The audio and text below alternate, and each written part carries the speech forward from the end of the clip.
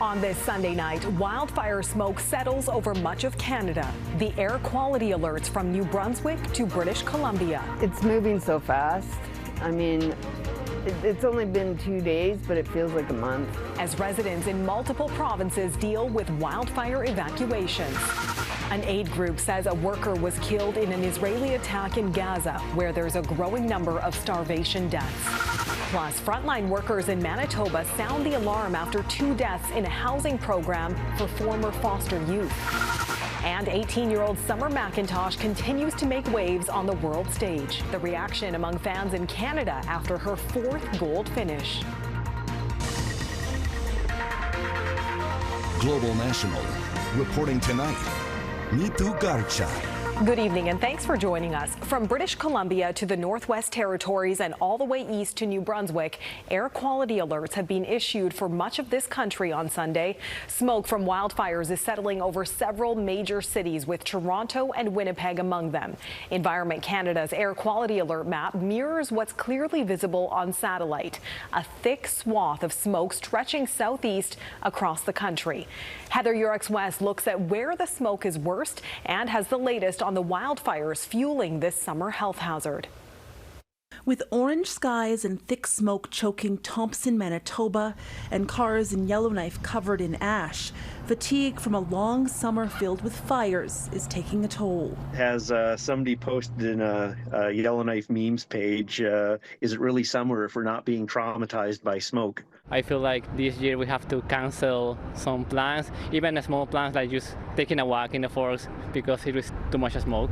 The air quality was so bad in Toronto Sunday, it was ranked the 2nd worst around the world, behind only Kinshasa in the Democratic Republic of Congo. While northern Saskatchewan, Manitoba, and Ontario continue to deal with a high number of wildfires, British Columbia is seeing an increase of fire activity now too, with residents of the usually tranquil Vancouver Island keeping anxious eyes on the dangerous situation at hand. I'm trying my best to hold it together. You know, we went through a family situation years ago, similar to Hurricane Katrina. So, you know, we're not new to natural disasters. The Wesley Ridge fire, sparked late last week, has grown to more than 389 hectares, forcing nearby residents from their homes. I wish we knew more. We got security cameras, and I think they just shut the power off to our place because I can't even get on the security cameras to see if our house is still there. It's moving so fast. I mean, it's only been 2 days, but it feels like a month. There are currently 135 fires burning in British Columbia, with activity in that province ramping up because of an unusually high number, more than 62,000 lightning strikes over the last few days. We had a week-long heat event starting at the beginning of this week and stretching until around Friday, when temperatures started to moderate and go back to seasonal. So our forest fuels were very dry, very susceptible to ignition. Adding to what has already been a long and difficult fire season for the country, with some of the warmest summer days still to come. Heather Yourex-West, Global News, Calgary. Meteorologist Yvonne Schell joins us now for more on how long this smoke may linger. Yvonne? Thanks so much, Neithu. We're expecting to hang on to the smoke for Monday in a few spots, even leading in towards our Tuesday. No reprieve in the forecast just yet, and not significant enough to clear out the smoke. Now, many of the fires from Manitoba are towards the north, and tomorrow we're watching the southerly wind move across the region, but it's not enough to clear out that area. So we do still have an air quality warning that is in effect. The following areas in fuchsia, and the special weather statement will continue across southern Ontario. It blankets the region. We will have poor air quality and reduced visibility. Now, those with respiratory issues, you want to try and limit the amount of time spent outdoors. It is going to be a hot and hazy one for tomorrow. Winnipeg will climb up to 26 degrees. Ottawa leading in towards Toronto. For southern Ontario, hot between 28 and up to 30 degrees. Now, for southern Ontario, Wednesday, Thursday, we are looking at the chance for some showers, and there could be a bit of an improvement on the way. Neithu? All right, Yvonne Schell tonight. Thanks, Yvonne. Most of the wildfires are burning in places that have experienced below average rainfall. This map from Agriculture Canada shows large parts of the prairies, southern BC, and parts of Atlantic Canada have experienced less rainfall than usual from April until now. In New Brunswick, the drier weather is putting some crops at risk, especially for smaller farms without irrigation infrastructure. For larger farmers, they could dig a well. We can't do that. We do irrigate with surface water, but even the streams are starting to get low. So whether that will continue to be possible or not, I don't know. There is a potential for some thunderstorms in the St. John region, but no other precipitation is in the forecast. In Gaza, a Palestinian aid worker is dead after what the Red Crescent Society says was a direct Israeli strike on its Gaza headquarters. The humanitarian organization says its clearly marked facility in Han Yunis was hit multiple times overnight, sparking a fire that killed one and left 3 others injured. The Israeli military says it's reviewing the claim.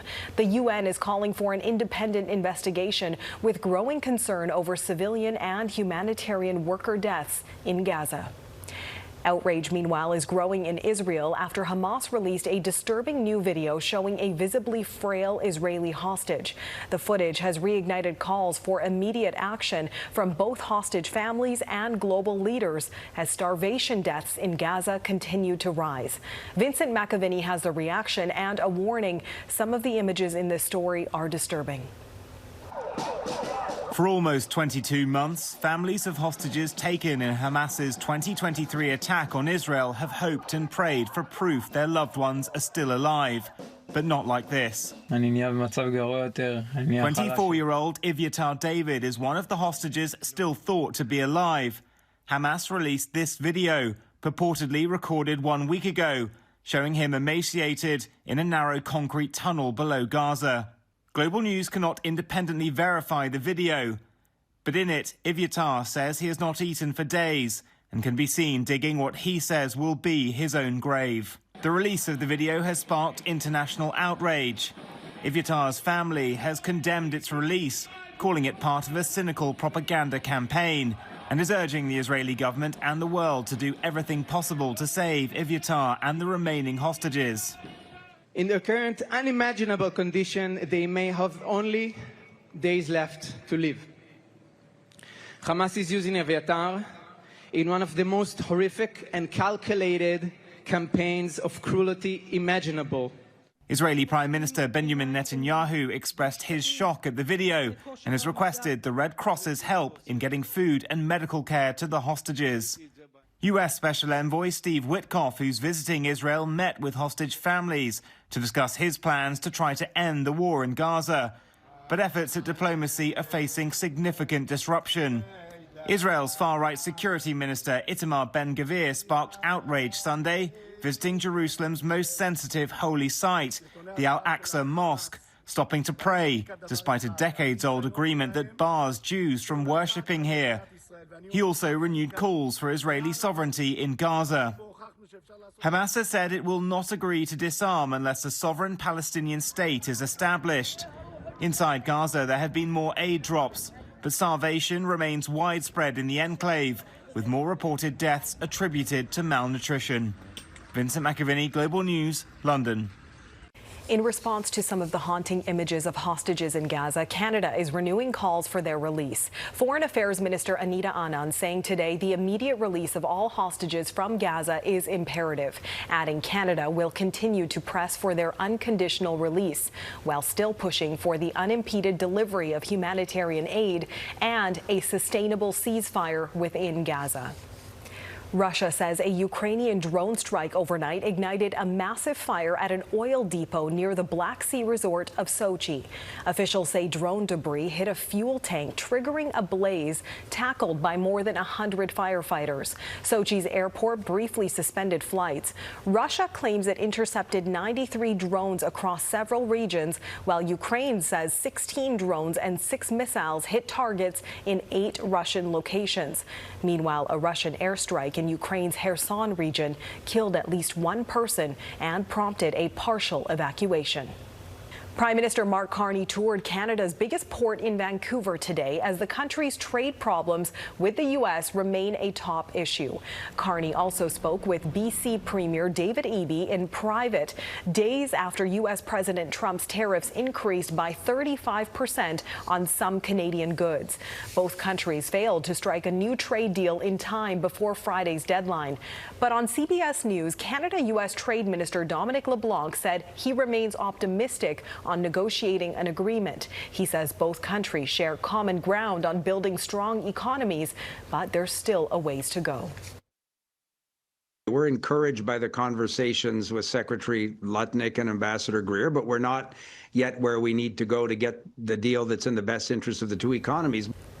LeBlanc says he expects the Prime Minister will be in conversation with Trump on the tariffs over the next few days. That's on top of more discussions between LeBlanc and the U.S. Commerce Secretary as well. 4 people, including 3 children, have been killed in a car crash near Quebec City. Officials were called to the scene around 5:30 last night. The car had hit a tree. The jaws of life were used to access the victims. A 29-year-old man and 3 children under the age of 10 were transported to hospital, where they later died. An investigation into the cause is underway. Mounting concerns in Manitoba after deaths in a housing program for former foster youth. Coming up, what frontline workers say is putting people at risk. In northern Manitoba, child welfare workers are sounding the alarm over the deaths of young adults they say are being swept under the rug. They're linked to a program run by a First Nations child welfare agency meant to help First Nations youth transition from foster homes to independent living. But as Melissa Ridgen reports, some on the front lines say they're being set up to fail and no one is being held responsible. It's one of the worst parts, it's not an area of town where you want to be by yourself. It's known as the Towers, an apartment complex in Thompson, Manitoba, a city nearly 800 kilometers north of Winnipeg. Several young adults who've aged out of foster homes live here as part of a program run by Oasis Child and Family Services, tasked with helping them adjust to independent living.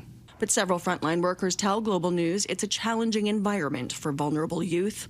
Police were called to this building more than 400 times in 2024. This floor is full of kids in care, to the point where drug dealers know when these kids are getting paid, and it's horrible. 2025 is on the same trajectory. One of those calls this year was for 18-year-old Sandra Thomas. She died by suicide in January. A 21-year-old male who Global News isn't identifying tried to end his life here in February, and in early June, a 19-year-old died of an overdose. Her family requests we don't show or name her out of respect for cultural protocols to not speak or show someone who's recently passed away. All 3 young adults were in a federally funded program that's supposed to be setting them up for success. But frontline workers say some programs for aged out youth come with little oversight and scrutiny, while other transition programs do. And they believe caseworkers are often pushing high-risk young adults into the program with the least accountability. Sherry Gott is Manitoba's children's advocate. It's unfortunate, that it's happened that way, because they should be supported no matter what. So, and I think it would be a disservice and a human rights violation to those children. The Manitoba Foster Parents Association wants this programming loophole closed and a review done anytime a young adult dies in a transition program run by any child and family services agency. The Manitoba Child and Family Services Act prevents us from identifying any of the workers who shared their stories. How did this happen? Why is this happening? How did this fall on deaf ears for so long? Why? How? How is this possible? How is this allowed? How is this okay? Oasis declined to be interviewed, citing privacy legislation, but says they're currently providing 180 young adults with what's called post-majority support services.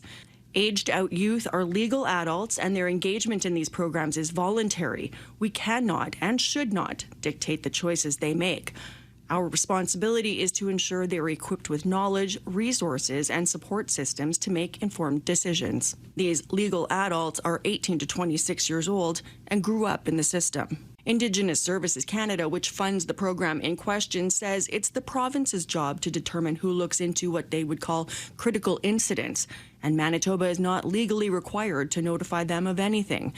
This jurisdictional ping pong and what they call lack of oversight has many fearful for more deaths. There's no whistleblower protection for us.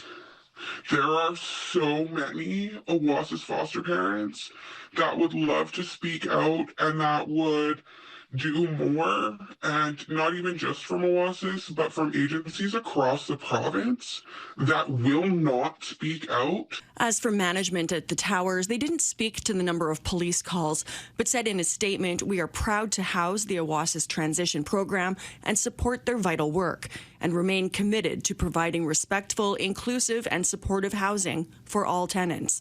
Melissa Ridgen, Global News, Winnipeg. Global youth mass ahead. Pope Leo leads his largest mass yet with more than 1 million young Catholics from around the world.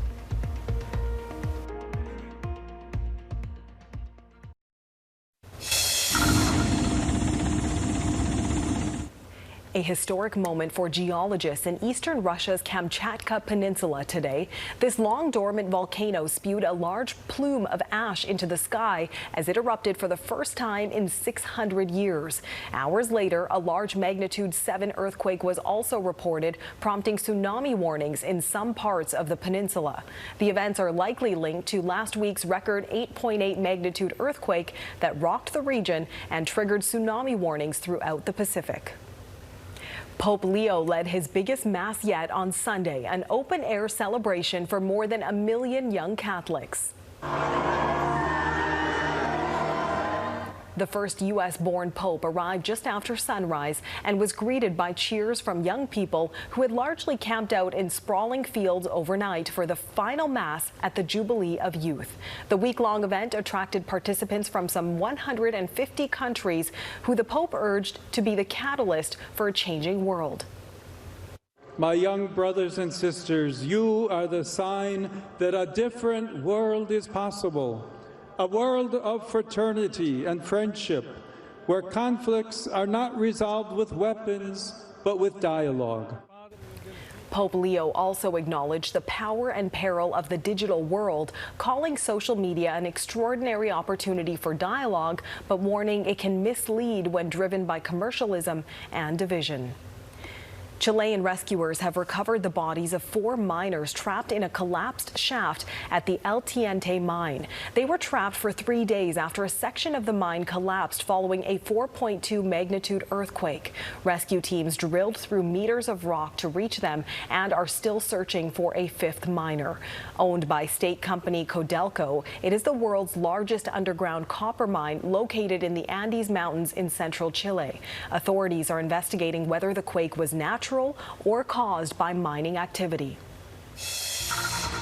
Summer Macintosh's 4th gold. Next, how fans of the 18-year-old in Canada are reacting to her latest record-breaking finish. Canadian phenom Summer Macintosh won her 4th gold medal at the World Championships in Singapore today. Macintosh also won a bronze medal at the competition, giving her 5 in total. And at just 18 years old, she was named the best female swimmer. As Lexi Benedict reports, fans back home in Canada have been watching in awe.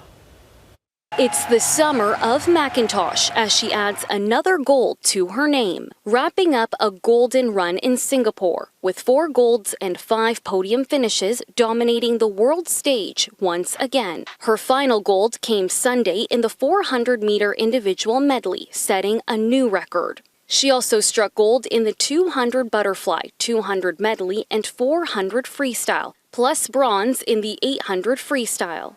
With 5 medals, Macintosh set a new Canadian record for most lifetime medals at the World Championships. And at 18 years old, she still has many years left to catch up to all-time greats like American Katie Ledecky. Jocelyn Joy with Swimming Canada says it's a win for Macintosh, Canada, and the sport. What's exciting is that what she's doing for our sport. She is, after every Olympic Games, we get an influx of boys and girls that are so interested in coming into our sport, and this World Championships isn't going to be any different. And from Olympic gold to world records, her global dominance is making waves back at home, including right here at the Toronto Pan Am Sports Centre. the amount of sacrifice and hard work and dedication is just amazing, and it's an inspiration, especially for my daughter, to see that kind of hard work that she's put in. And leaving those who look up to her believing anything is possible. Seeing Summer up there on the podium, how does that make you feel as a swimmer? It makes me inspired. Like whenever I see her, I'm just like, whoa, I want to be like her. I want to swim like her. I want to be confident, brave, and it just makes me want to do more as much as I can. And fans wondering what she'll do next. I think it's really great for the kids and for all of us to have a local hero to look up to. It's inspiring for women everywhere, for all people. I mean, we as a country are always behind all of our athletes' backs, so it's great for all of us. Lexi Benedict, Global News, Toronto. And one last Canadian victory to tell you about tonight. In Montreal, 18-year-old Victoria Mboko pulled off the biggest win of her young tennis career. The Burlington, Ontario teen beat the second-ranked player in the world, American Coco Gauff, in straight sets, 6-1, 6-4 on Saturday night. Mboko came into the match ranked 85th in the world. It's the first time she's ever defeated a top 10 ranked opponent or made it to the quarterfinals of a WTA tournament. And that is Global National for this Sunday night. I'm Neetu Garcha. Tonight's Your Canada is Vancouver's annual celebration of LGBTQ+ communities.